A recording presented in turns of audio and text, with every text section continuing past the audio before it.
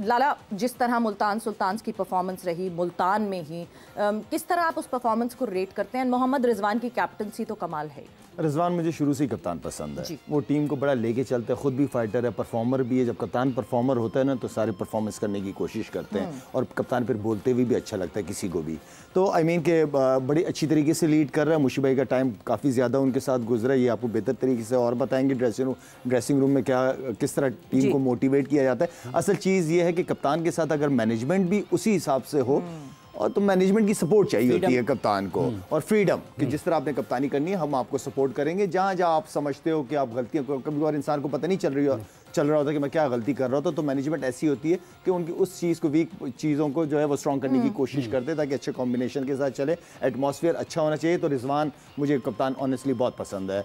साथ में जो आज जो उनके साथ मैच है इस्लामाबाद, पहला मैच जीती और बड़े ज़बरदस्त तरीके से जीती, 8 विकेटों से जीते मेरे ख्याल में, बिल्कुल बड़ी कन्विंसिंगली, बड़ी ज़बरदस्त। शादाब और सलमान अली आगा ने जो कमाल, एक्सीलेंट। तो दोनों टीमों का आज का मैच, वैसे तो हर मैच बड़ा ज़बरदस्त हो रहा है, लेकिन आज का मैच मैं समझता हूँ कि आखिरी ओवर हो तो आखिरी विकेट तक जाना चाहिए। मुशी भाई, ये जो स्पिनर्स हैं इस्लामाबाद यूनाइटेड के, इमाद और वसीम, आपको लगता है कि सबसे ज़्यादा अहम किरदार इनका होगा? क्योंकि जो उनके फास्ट बॉलर्स नज़र आ रहे हैं उनमें नसीम इंजरी से वापस आ रहे हैं, उबैद बिल्कुल नए थे, टाइमल मिल्स जो हैं वो बहुत ज़्यादा अच्छे खेल मुजाहरा नहीं कर पाए, फ़हीम अशरफ तो बिल्कुल ही आसानी से रन उनकी गेंदबाजी पर मिल रहे हैं। तो आपको लगता है कि इन्हीं के गिर्द घूमेगी bowling? I think so. I think Shadab, Imad Wasim और यही बॉलिंग के साथ जाएंगे।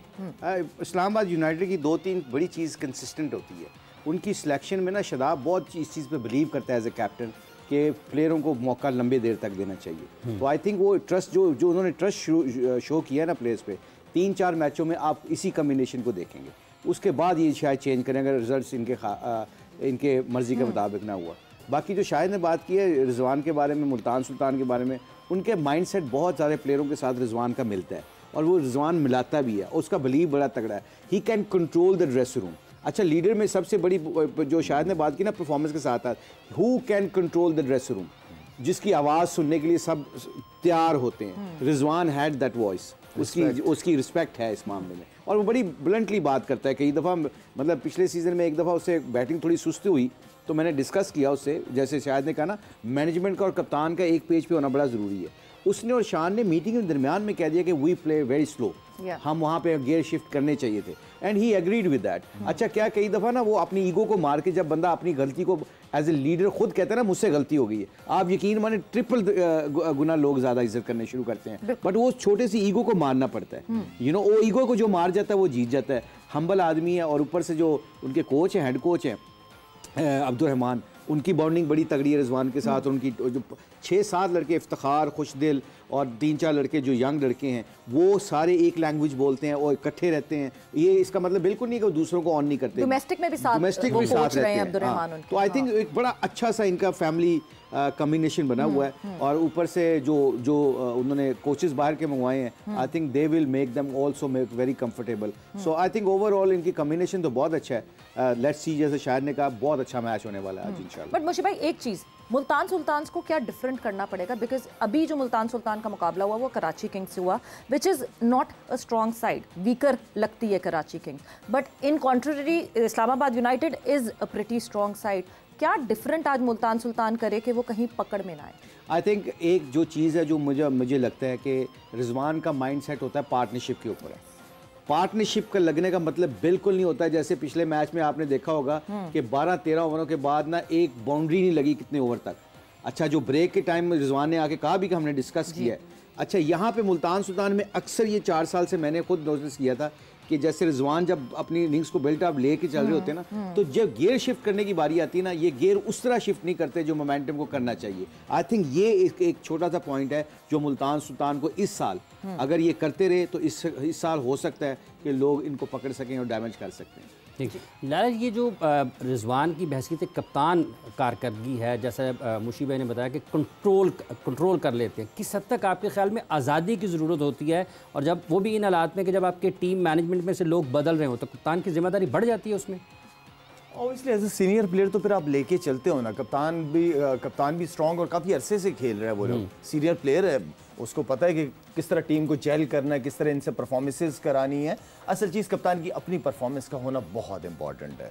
कप्तान लीड टीम को फ्रंट से लीड करता है एंड देन फिर वो सबके लिए एक एग्जांपल बन जाता है। हर एक प्लेयर एफर्ट करना को शुरू कर देता है। एनजी भाई की बात करूँ तो एनजी भाई फील्डिंग में कभी वो डाइव मारते थे, तो ऑनेस्टली जो बाकी लड़के होते थे उन्हें शर्मिंदगी होती थी जो डाइव नहीं मारते थे या गंदी फील्डिंग करते थे कि यार अगर कप्तान डाइव मार रहा है, बॉल रोक रहा है, तो वाई नॉट हम क्यों नहीं कर सकते। तो फिर हर एक एफर्ट करना शुरू कर देता है। कहने का मतलब ये कि कप्तान की परफॉर्मेंस बहुत इंपॉर्टेंट है और साथ में अब इतने प्रोफेशनल मैनेजमेंट जैसी भी हो, कप्तान को पता है कि मैंने टीम को लीड करना है, मैं ही मीडिया को फेस करना है, मैंने प्रेजेंटेशन में जाना है, मैंने हर सवाल का जवाब देना है, तो कप्तान फिर जिम्मेदारी लेता है और कप्तान के पास पूरी पावर अथॉरिटी होनी चाहिए कि वो अपने हिसाब से टीम को लीड करे। बिल्कुल। और पिछले हम जब मैच की बात कर रहे थे, जो पिछला मैच हुआ, हमने बहुत ज़्यादा फास्ट बॉलर्स की बात की। हमने मुल्तान सुल्तान्स का जब मैच हुआ उसमें शाहनवाज धानी को देखा, टोटल ऑफ कलर। लाला मुझे याद है एक वक्त आया था जिसपे आपने शाहनवाज धानी के लिए ऑन स्क्रीन कहा था कि थोड़ी सी अपने सेलिब्रेशन को कम करके अपनी परफॉर्मेंस पे ज़्यादा ध्यान दो, जिस पे उन्होंने वो भी किया था, एक्सेप्ट भी किया था कि मैं करूँगा और अंडर डाउन की थी। बट परफॉर्मेंसेस शाहनवाज धानी की तरफ से वैसी नहीं है। देखिए बात यहाँ पे ना शाहनवाज धानी की नहीं आती, बात यह है कि उसकी सराउंडिंग बहुत इंपॉर्टेंट है, किन लोगों में उठता बैठता है वो बहुत है। अब वो जिस इलाके से वो बेचारा आया है और क्रिकेट खेली है, बड़ी बातें यहाँ तक पहुँचा है, इसको मैं इस तरह देख लेता हूँ, ठीक है ना। साथ में उसके साथ जो क्रिकेट बोर्ड की बड़ी जिम्मेदारी आती है, खासतौर पर ऐसे प्लेयर्स को किस तरह ग्रूम किस तरह किया जाता है। अब वो बेचारा आता है, उसको समझाने वाला कौन समझाएगा। अच्छा, जब आपकी अच्छी परफॉर्मेंसेस चल रही होती है तो फिर तो वाह वाह होती है और सारे क्रेडिट भी ले रहे होते हैं उस चीज़ का, लेकिन मुश्किल टाइम में आप साथ देते हो। अब मैं जब चीफ सेलेक्टर बना 1 महीने के लिए, तो मुझे बाबर आजम ने और 2-3 लड़कों ने कहा कि शाहिद भाई आज आप ग्राउंड आए तो ये पूरी तेज बॉलिंग कर रहा है, वरना ये नेट को सीरियस ही नहीं लेता, ये नेट पे बॉलिंग करता ही नहीं है रिदम के साथ कि मैं कहीं इंजर्ड ना हो जाऊं या मैं ज़रूरत नहीं, मैं मैच के लिए अपनी पेस और अपनी एनर्जी रखूंगा। तो मुझे ये बड़ी हैरत हुई है। उसको मैंने कमरे में बुला के फिर हल्के रजाक भी मेरे साथ था, तरीके से उसको मैंने समझाया अगर क्रिकेट खेलनी है हम बैठे हुए आपको सपोर्ट करने के लिए, लेकिन इस एटीट्यूड के साथ आप क्रिकेट नहीं खेलने दूंगा मैं तुम्हें। अगर खेलोगे तो तगड़े तरीके से खेलो, वरना फिर ना खेलो, पर फायदा नहीं है धानी। तो वो पता नहीं उसको समझ आई चीज़ के नहीं आई, लेकिन समझाने वाले होने चाहिए साथ इर्द-गिर्द। बिल्कुल। मुशीब भाई आप साथ रहे, आप किस तरीके से जब इस किस्म के जैसे एक बड़े हम्बल बैकग्राउंड से 2 इंतहाएँ हैं, एक जगह पर आपको कोई भी नहीं जान रहा है, एक जगगह पर आज पाकिस्तान टीम के लिए आए, PSL के लिए आए, पूरी दुनिया में आपका नाम चला गया, तो इसको तवाज़ुन कैसे बरकरार रखा जा सकता है। और आपने जो साथ वक्त आपके गुजरा, ये सारे नौजवानों के लिए भी एक केस हो सकता है कि आपको किस तरीके से आगे बढ़ना है। ये हमने पहले शो किया था 1 से 3 बजे वाले में, उसमें शाहिद ने एक बात की थी, बड़ी अच्छी बात की थी। पाकिस्तान में रोल मॉडल्स की कमी है जी। आपको पता है कि मैनेजमेंट का रोल क्या होता है। सम टाइम हम देखते नहीं, हम परफॉर्मेंस पे जाते हैं, उसके एटीट्यूड पे जाते हैं। उसके पता होना चाहिए कि उसकी फैमिली पे पीछे क्या चल रहा है।